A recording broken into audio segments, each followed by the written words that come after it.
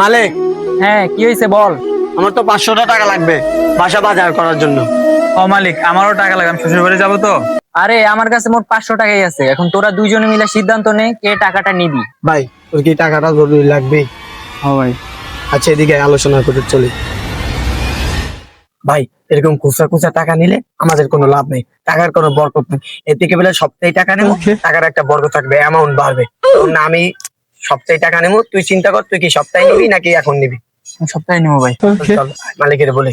That was legitness. কিরে তোদের পরামর্শ কি শেষ হয়েছে? এখন ডিসাইড কর কে নিবি টাকা।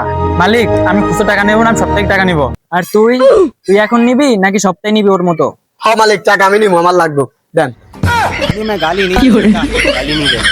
फैमिली फैमिली देखती है, वरना मैं ऐसे ऐसे गाली दूं, ऐसे ऐसे गाली दूं ना, जिंदगी भर याद रखेंगे।